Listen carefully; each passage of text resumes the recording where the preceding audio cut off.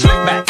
No, no, slick back. That's what I said. Slick back. No, nigga, I'm a pimp named Slick Back. Pimp named Slick Back. Pimp named, pimp named, pimp named Slick back. Nigga, are you deaf? I'm a pimp named Slick. Assalamualaikum warahmatullahi wabarakatuh. Halo semuanya, perkenalkan nama saya Sabrina Angkusuma. Saya berasal dari program studi pendidikan guru sekolah dasar kelas 1I dan saya berasal dari Universitas Muhammadiyah Profesor Dr. Hamka. Di sini saya ingin memenuhi tugas ujian tengah semester mata kuliah konsep besar IPA dan di sini saya ingin menjelaskan cara kerja pengukit dalam materi gaya dan pesawat sederhana. Silahkan disimak ya. Halo semuanya, di sini aku ingin menjelaskan apa sih itu gaya. Terbentuknya gaya dikarenakan adanya hasil interaksi dari dua benda. Hasil interaksi di sini bisa melalui tarikan atau dorongan sehingga menyebabkan benda bergerak. Tidak hanya bergerak saja, tetapi gaya bisa menyebabkan benda berubah bentuk dan berubah arah. Macam gaya. Yang pertama, yaitu gaya gravitasi. Gaya gravitasi itu sendiri sangat penting, karena jika tidak ada gaya gravitasi, maka semua benda yang ada di permukaan bumi tidak akan jatuh ke bawah, tetapi akan melayang-layang di udara. Lalu yang kedua, ada gaya gesek. Gaya gesek itu sendiri merupakan gaya yang terjadi ketika dua permukaan benda saling bergesekan. Gaya gesekan ini bisa diperkecil, yaitu dengan memberi pelumas. Salah satunya itu adalah oli. Yang ketiga yaitu gaya magnet.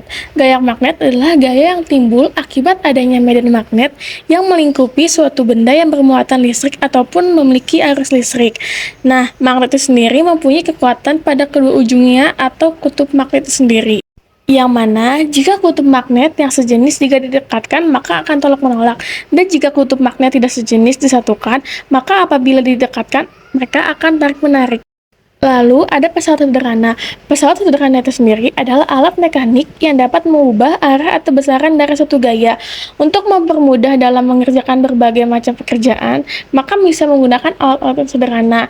Contohnya, seperti kita ingin menimba air, maka kita bisa memanfaatkan katrol untuk mempermudah pekerjaan kita. Karena bentuk dan penggunaannya sederhana, maka katrol bisa masuk ke dalam kategori pesawat sederhana. Nah, ada macam-macam pesawat sederhana, yaitu yang pertama tuas. Tuas atau pengukit merupakan alat yang dapat membantu memperkecil gaya yang dikeluarkan oleh manusia. Tuas atau pengukit itu sendiri mempunyai 3 titik, yaitu titik tumpu, titik kuasa, dan titik beban.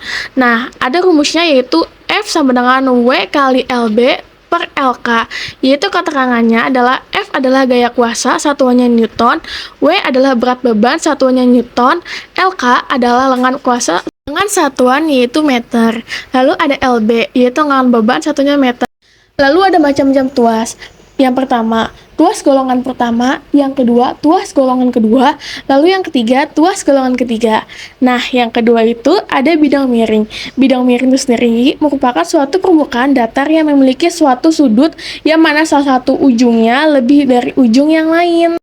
Lalu ada rumus bidang, yaitu F sama dengan W kali H per S, dengan keterangan F adalah gaya dengan satuan Newton, W berat dengan satuan Newton, dan H tinggi satuannya meter. Lalu ada S yaitu panjang dengan satuan meter. Lalu yang ketiga ada katrol. Katrol itu sendiri adalah roda yang dapat berputar pada porosnya, bermanfaat sebagai alat pengangkat atau penarik benda. Prinsip katrol sama dengan pengukit, yaitu memiliki 3 titik dengan titik beban atau TB, dan titik tumpu atau TT, dan titik kuasa atau TK. Lalu katrol terbagi menjadi 2, yaitu katrol tetap dan katrol bergerak. Nah, yang keempat ada roda berporos. Roda berporos adalah pesawat sederhana yang terdapat sebuah roda yang berputar dan dihubungkan dengan poros yang berputar. Fungsinya untuk memperkecil gaya sehingga benda lebih mudah untuk berpindah dan dapat memperbesar kecepatannya. Alat-alat yang termasuk roda berporos antara lain kursi roda, ban mobil, sepeda, dan sebagai berikutnya. Nah, roda berporos memiliki rumus yaitu F kali R sama dengan W kali R, dengan keterangan F sama dengan gaya dengan satuan Newton, R sama dengan jari-jari roda besar dengan satuan meter, W adalah beban dengan satuan Newton, dan R kecil sama dengan jari-jari roda kecil dengan satuan meter. Nah, ini dia penjelasan dariku. Sekarang aku ingin menjelaskan salah satu cara mencontohkan alat praktikum pengukit dengan metode pesawat sederhana. Silahkan disimak ya. Halo, setelah penjelasan tentang materi-materi gaya pesawat sederhana, di sini aku ingin menjelaskan salah satu contoh alat praktikum gaya pesawat sederhana menggunakan metode pengukit. Disimak ya. Nah, di sini sudah ada beberapa alat, yaitu penggaris yang telah dilabeli kuasa, lengan kuasa, lengan beban, dan 4 koin 500 perak, dan 1 penghapus. Lalu, pertama-tama kita siapkan penghapus di tengah-tengah. Lalu, yang kedua, kita siapkan penggaris yang sudah dilabeli, seperti kuasa, lengan beban, dan beban. Lalu setelah itu, kita taruh di atasnya. Usahakan penggaris ini seimbang. Nah, setelah itu, kita kasih 500 perak itu di kuasa. Nah, selanjutnya kita kasih 500 peraknya ini di beban. Nah, seperti yang aku bilang, ini kalau bisa seimbang ya.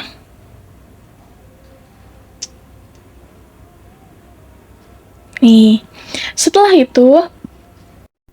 seimbang begini, kamu harus menghitung lengan kuasa atau lengan beban ke titik tumpu. Seperti misalnya, kamu harus menghitung kuasa di sini ke titik tumpu yang dimaksud itu adalah penghapus. Begitupun juga, kamu harus menghitung beban ini ke titik tumpu. Setelah itu, kamu catat di metode pengamatan.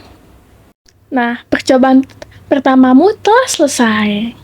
Nah, percobaan kedua, kamu harus meletakkan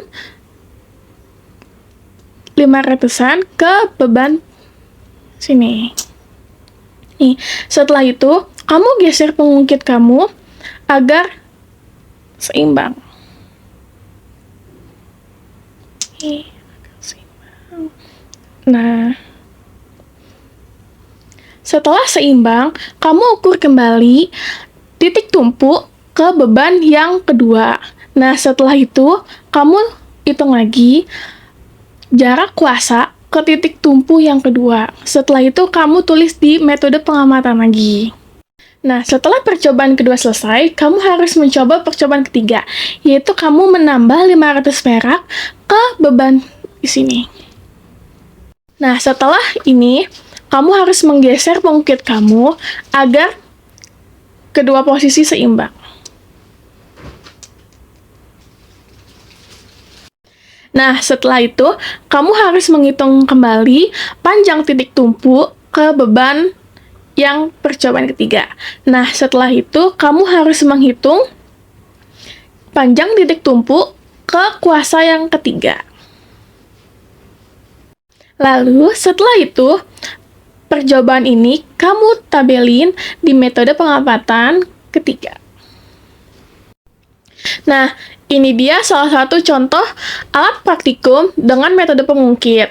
Yang kenapa ini dinamakan pengungkit? Karena terdiri dari titik tumpu, lengan beban, lengan kuasa, dan kuasa. Cukup sekian penjelasan saya tentang metode pengungkit.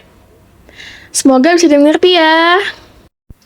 Sekian penjelasan saya tentang materi gaya dan pesawat sederhana dan salah satu contoh alat praktikum menggunakan metode pengungkit.